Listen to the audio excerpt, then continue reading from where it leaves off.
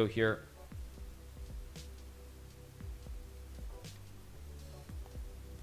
Strange. Do the same opening. Okay, I guess I'll go here and here. Probably e3 next move. C4. It's gonna go like c6, knight bd2, I guess.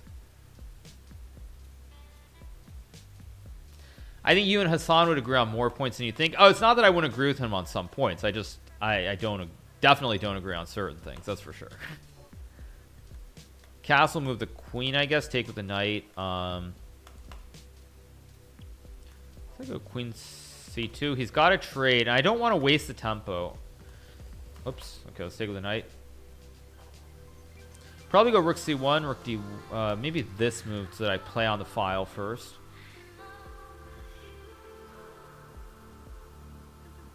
I guess I go here now. It's gonna drop back with the queen, and now we're in this very like slow, grindy middle game. I think I'll just play h3 now. Maybe a waiting move, not committal.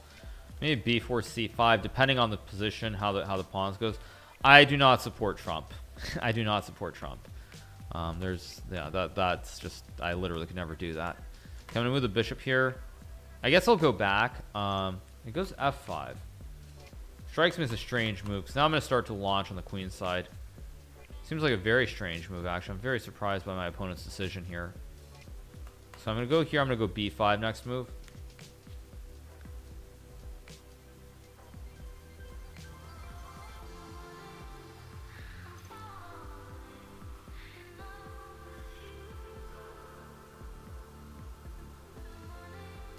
I can push the pawn here. I can also move my knight up. I can also push this pawn here. I don't really like it though, so I think I'm gonna go. Yeah, I think I'm gonna go here. And if he goes here, then I kick it this way. If he goes back, probably some b5, a5 stuff coming.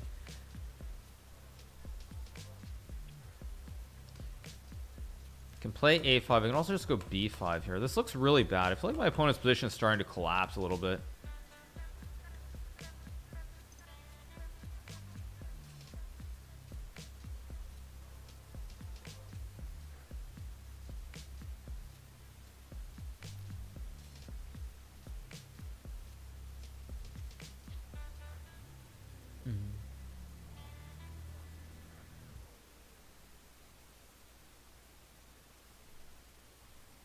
This guy is also very, very slow. Very slow. I don't understand. This move looks insane. I feel like what does queen a8 do, actually? I'm really confused. I feel like basically this game, I'm just slowly pushing my opponent. He's just like wasting all these moves, and he's getting pushed off the board is what it feels like. Although his pawns are still very solid here. Wow. This is crazy. I feel like I should be winning somehow, but I actually don't see a forced win. This is crazy. 7. D7, F4 maybe? How is there no way to win here? It's crazy. I guess I'm going to play F3. I don't know if it's the right move, but I don't want to be committal here, so I'm just going to keep playing like solid moves without committing to any set plan here. So he does go, wait, but now can't I go, wait, this one then takes and takes and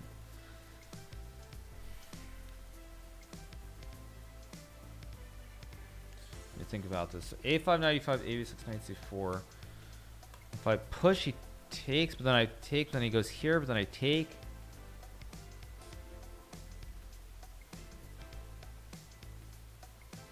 Somehow he's holding. I don't even understand how, but he is. So if I take and play A5. No, I think this works. Because if he takes, I just take. If he takes, I think I go here and takes. Knight E5, I take. Bishop E5, C5. Okay, so it should be winning. E5, CB6. Or A. I think this should be winning. So if knight C4, I can take and I'm a pawn. If he takes, I take and then I fork his queen and his rook.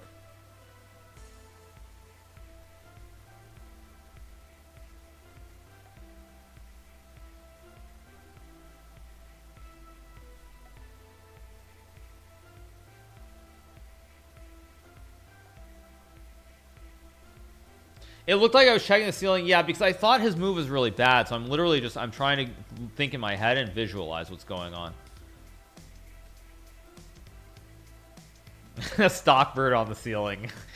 By the way, you guys, a stockfish is a fish. That's not a bird. So don't confuse birds and fish.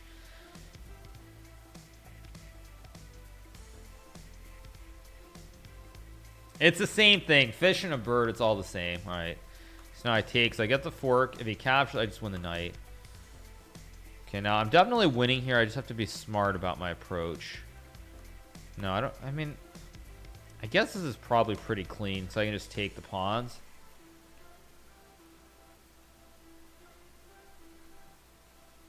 Now I take. I just go here, try to trade the queens, and it's just winning. Guess I'll go. Yeah, I'll just drop the bishop back to be safe. I just go here.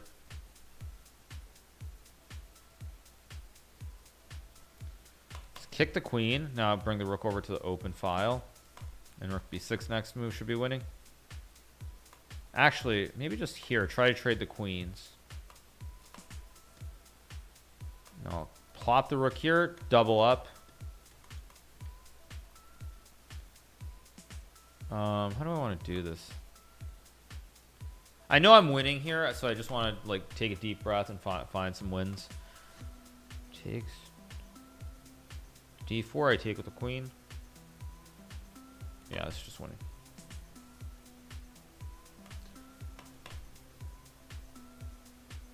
Think. Yeah, just check and fossilize the rooks and the king, and everything collapses. So we win again. Move to 6 out of 7. I think that's. Wait, is what am I on? Yeah, I moved to 6 out of 7, right? So it's another win. Yeah, not bad.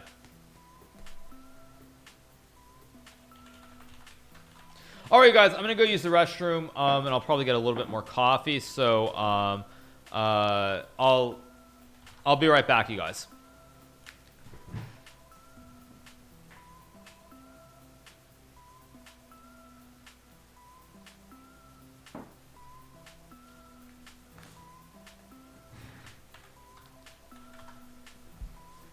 All right, everybody, we're back.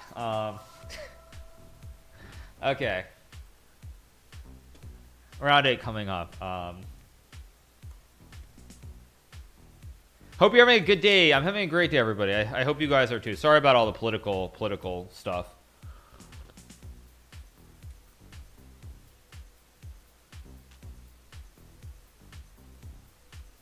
Okay, so we're waiting on round 8 to start. I think round 8 is going to start very soon.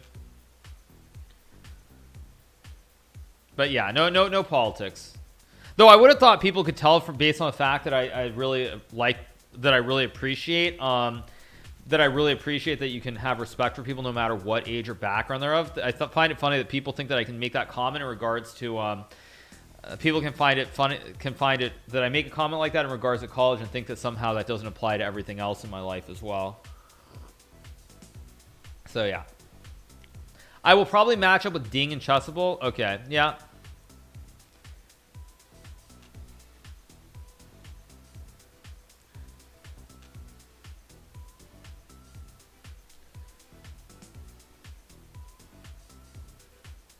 Thank you to Chunelo for the Prime, Dolo first for the Prime, Beast, Ho Games for the Prime, thank you to Xenovich for the Prime, thank you to Benji Gordon for the Prime, thank you to ESAP for the $5, thank you to Slicker KR for the 2 months, thank you for sharing with PogChamps people, Hikaru.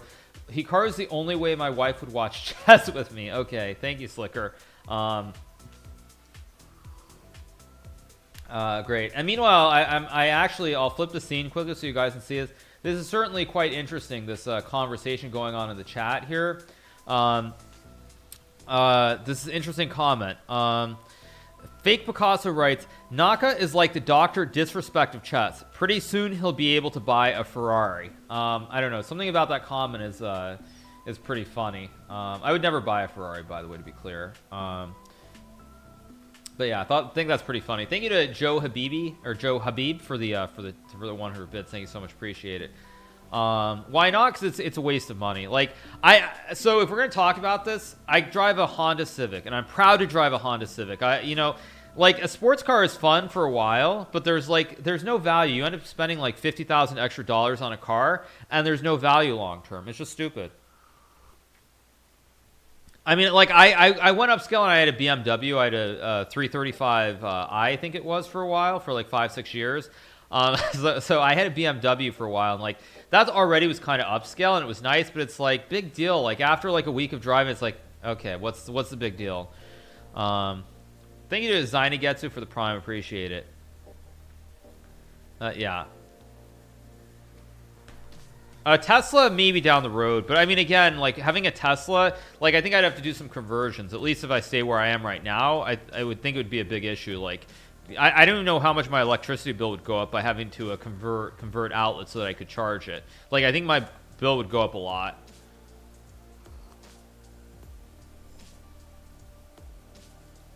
No, but I mean, gas bill down, yeah, but gas is cheap in Florida. It's not like New York or California where you get screwed hardcore by gas prices. So yeah, it's different.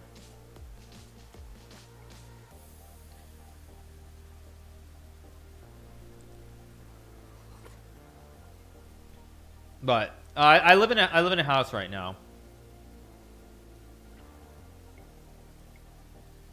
But I mean, that's not to say that like a Tesla is bad. But I mean, if you buy like something like a Tesla, for me the big issue would be the price, of course, is way too high, first of all. But then secondly, it's like having to convert outlets or something so you can charge. No, I have no roommates.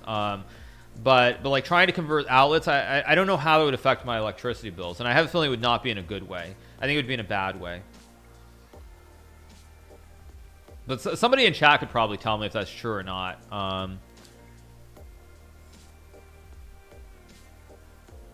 How many physical chess clocks do I own? I own one chess clock. I don't know if I have it. Let me see if I can find it. Give me 1 second. I'll be right. Is it right down there? No, it's not. I'll be right back. 1 second, you guys.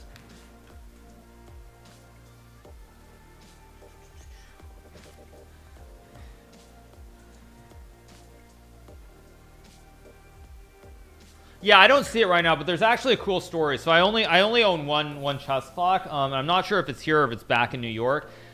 But let me stop the music for a second. This is actually a cool story. So so basically, I was given this Chronos clock. It's a white digital clock. This was many years ago now, probably a good 15 years ago. And it was kind of like a pimped out clock. So it was like red and had like this artistic design on it.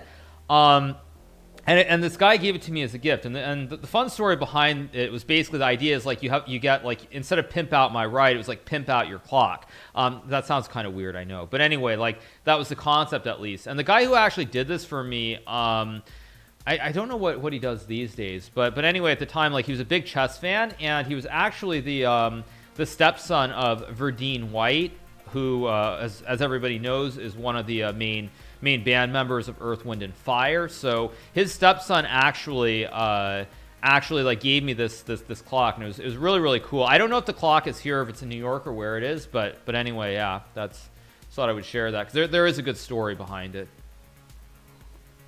Okay, let's keep playing music. Actually, you know what? For that reason, let's put on an Earth, Wind and Fire song. And actually through his stepson, my family and I got to go and meet all the band members when they performed. It was in New York. I think it was like 2009 or something, and we actually got to go see them backstage after the show. Okay, here we go. So yeah. But yeah, anyway, I only own like one clock. That's all I own.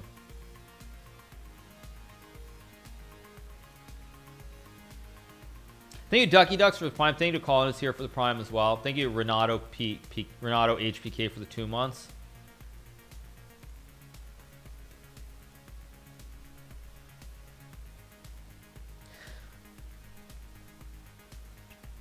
Though actually, chat, let me stop, and this is not intended to be political, but I thought it was very funny. You know, I'll play it in a second. I just paused it 1 second, you guys. But I thought it was really funny when my family and I got to go see Earth, Wind and Fire. Like when you think of Earth, Wind and Fire, they're like a really cool band, right? Like I'll start the song in a second, but they're like a really cool band, right? Like when you think of Earth, Wind, and Fire, you don't think like right wing people would be listening, would go and watch that, right? Chat, no, right? So yeah. Anyway, it was really funny though, because I remember when we were there.